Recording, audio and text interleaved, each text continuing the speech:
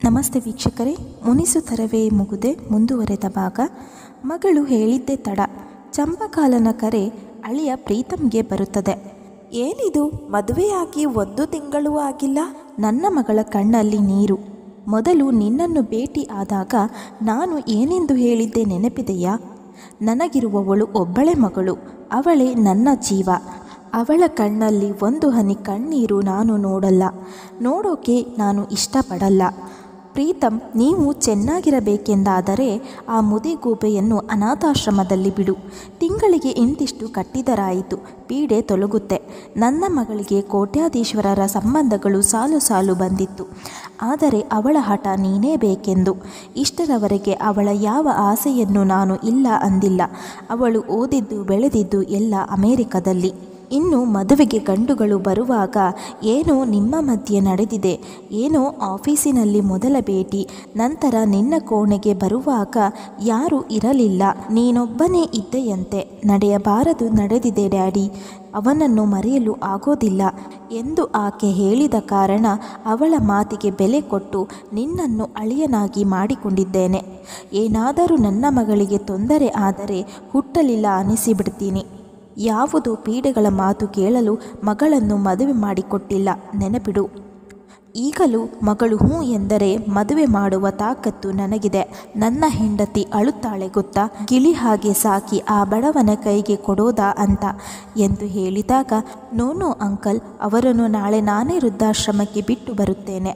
ನೋನು, ನೀನು ಹೋದರೆ ನನ್ನ ಅಳಿಯ ಅಂತ ತಿಳಿಯುತ್ತದೆ, ಇದು ಪ್ರೆಸ್ಟೀಜ್ ಪ್ರಶ್ನೆ ಎಂದಾಗ, ಓಕೆ ಅಂಕಲ್, ನೀವು ಹೇಳಿದ ಹಾಗೆ ಆಗಲಿ ಎಂದು ಸಭ್ಯ ಅಳಿಯನಾದ ಪ್ರೀತಮ್. ರಾತ್ರಿ ಇಡೀ ಹೆಂಡತಿಯನ್ನು ರಮಿಸುವುದರ ಜೊತೆಗೆ ಹೊರಗೆ ಶೆಡ್ಡಿಗೆ ಬಂದು, ನೀನಂತೂ ನಯಾ ಪೈಸೆ ಸಂಪಾದನೆ ಮಾಡಿಲ್ಲ, ನಿನ್ನ ಯೋಗ್ಯತೆಗೆ 5 ರೂಪಾಯಿ ಹುಟ್ಟೋಲ್ಲ, ನನ್ನ ಬದುಕಿಗೂ ಕಲ್ಲು ಹಾಕ್ತೀಯಾ, ನಾಳೆ ಡ್ರೈವರ್ ಬಿಟ್ಟು ಬರ್ತಾನೆ ವೃದ್ಧಾಶ್ರಮದಲ್ಲಿ ಎಂದು ಪ್ರೀತಮ್ ಅಂದಾಗ, ನಾನೇನು ಮಾಡಿದ್ದೇನಪ್ಪ ಅಂದಾಗ, ಈಗ ಮಾಡಿದ್ದು ಸಾಕಾಗಿಲ್ವಾ, ಸೀಮಳ ಕಣ್ಣಲ್ಲಿ ನೀರು ತರಿಸಿದ್ಯಲ್ಲ ಎಂದಾಗ, ಭಾಗ್ಯ, ನನ್ನ ಕಣ್ಣಲ್ಲಿ ರಕ್ತನೇ ತರಿಸಿದ್ಯಲ್ಲೋ ಎಂದಾಗ, ಜಾಸ್ತಿ ಮಾತನಾಡಬೇಡ, ನೆಮ್ಮದಿ ಇಲ್ಲದ ಹಾಗೆ ಮಾಡಬೇಡ, ನಮ್ಮ ಜೀವನದ ಮಧ್ಯೆ ಬರಬೇಡ, ನಾಳೆ ವೃದ್ಧಾಶ್ರಮಕ್ಕೆ ಹೋಗು, ನಿನ್ನಂಥವರೇ ಅಲ್ಲಿರೋದು, ರಾಮಕೃಷ್ಣ ಅಂತ ಇದ್ದು ಬಿಡು ಎಂದು ದೊಡ್ಡದಾಗಿ ಕೈ ಎತ್ತಿ ಮುಗಿದು ಒಳ ಹೋಗುತ್ತಾನೆ ಪ್ರೀತಮ್. ಕುಡುಕ ಗಂಡನ ಹೊಡೆತ ನಿಂದನೆ ತಾಳಿದ ಭಾಗ್ಯ ಮಗ ನನಗೆ ಆಸರೆ ಎಂದು ತಿಳಿದಾಗ,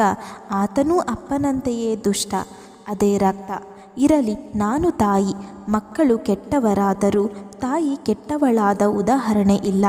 ನನ್ನ ಮಗ ಸೊಸೆ ಚೆನ್ನಾಗಿರಲಿ, ನನಗೇನು ಬೇಕು, 1 ಹಿಡಿ ಅನ್ನ, ಅಂಗೈಯಗಲ ಜಾಗ, ಮತ್ತೇನು ಬೇಕಾಗಿದೆ ಎಂದು ಮೌನವಾಗಿ ಒಳ ಹೋಗುವಾಗ ವೆಂಕಪ್ಪ ಓಡಿ ಬಂದು, ಅಮ್ಮ, ಪ್ರೀತಮ್ಮಪ್ಪ ನಿಮ್ಮ ಮಗನ, ಎಂಥ ಅನ್ಯಾಯ ಅಂತೀನಿ, ದೇವರು ಹೆಸರಿಗೆ ಅಷ್ಟೇನಾ ಎಂದು ಹೇಳಿದಾಗ, ಇಲ್ಲ ವೆಂಕಪ್ಪ, ನಮ್ಮ ಕರ್ಮ ಎಂದು ಒಳ ಹೋಗಿ ಚಾಪೆಯಲ್ಲಿ ಮುದುಡಿ ಮಲಗಿದಾಗ ಆಟ ಆಡುತ್ತಾ ತುಳಿಯುತ್ತಿದ್ದ ಮಗು ಪ್ರೀತಮ್ನನ್ನು ಕಂಡ ಹಾಗಾಯಿತು.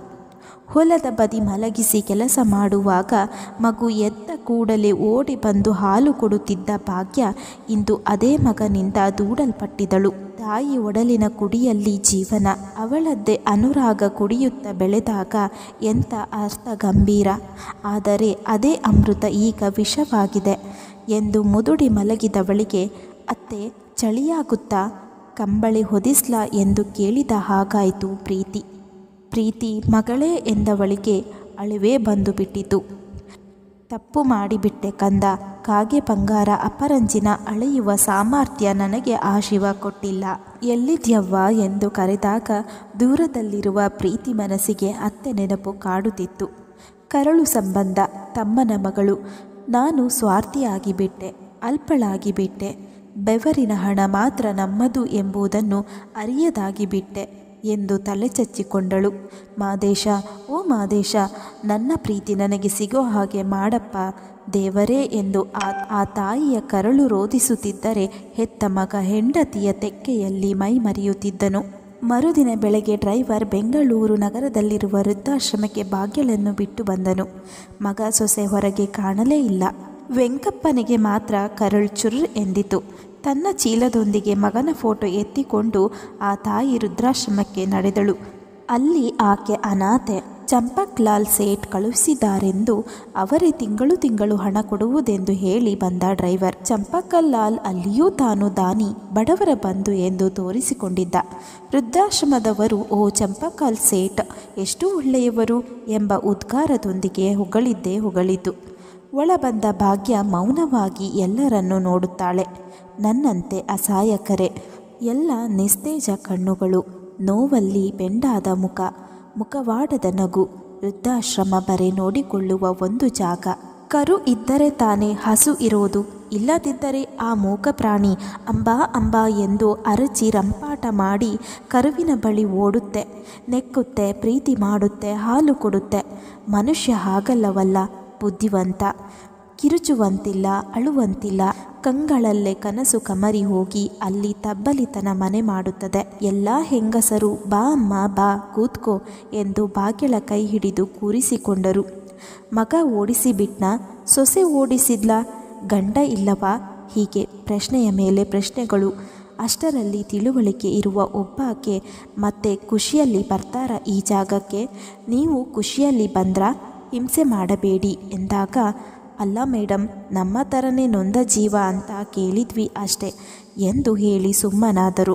ಭಾಗ್ಯ ಮೌನವಾಗಿ ಕುಳಿತಿರುವಾಗ ಎಲ್ಲರೂ ತಂದು ತಿಂಡಿ ಕೊಟ್ಟರು. ಅವರವರ ಬಗ್ಗೆ ಹೇಳಲು ಆರಂಭಿಸಿದರು.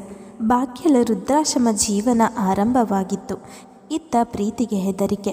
ಅಪರಿಚಿತರು, ಎಂಥವರೋ, ಮೇಲ್ನೋಟಕ್ಕೆ ಎಲ್ಲ ಒಳ್ಳೆಯವರೇ, ನಂತರವೇ ತಿಳಿಯೋದು ಎಲ್ಲ ಎಂದು ಹೆದರಿಕೊಂಡು ಮುದುಡಿಕೊಂಡು ರಾತ್ರಿ ಕಳೆಯುವುದೇ ಕಷ್ಟವಾಯಿತು ಪ್ರೀತಿಗೆ. ಎಂದಿನಂತೆ ದಿನಮಣಿ ಬಂದ.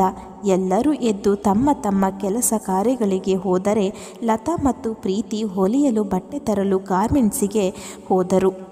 ಅದು ಸ್ವಲ್ಪ ದೂರ ಇದ್ದ ಕಾರಣ ಬೇಗ ನಡೆದುಕೊಂಡು ರಸ್ತೆ ದಾಟುವಾಗ ದೊಡ್ಡ ಕಾರು ಒಮ್ಮೆಲೆ ಬ್ರೇಕ್ ಹಾಕಿ, ಸಾಯಲಿಕ್ಕೆ ಬಂದಿದ್ದೀಯಾ, ಕಣ್ಣು ಕಾಣಿಸಲ್ವಾ ಎಂದಾಗ, ಸಾರಿ ಸರ್ ಎಂದು ಹೇಳಿ ಹೆದರಿಕೆಯಿಂದ ಬಂದ ಕಣ್ಣೀರನ್ನು ಒತ್ತಿಕೊಂಡು ಬೇಗ ರಸ್ತೆಯಿಂದ ಮರೆಯಾದಳು ಪ್ರೀತಿ. ಕತೆ ಮುಂದುವರೆಯುವುದು. ಮುಂದಿನ ಭಾಗಕ್ಕಾಗಿ ನಮ್ಮ ಚಾನಲನ್ನು ಸಬ್ಸ್ಕ್ರೈಬ್ ಮಾಡಿಕೊಳ್ಳಿ. ಕತೆ ಇಷ್ಟವಾದರೆ ಲೈಕ್ ಮಾಡಿ, ಶೇರ್ ಮಾಡಿ, ಕಮೆಂಟ್ ಮಾಡಿ. ಆಲಿಸಿದ್ದಕ್ಕಾಗಿ ಧನ್ಯವಾದಗಳು.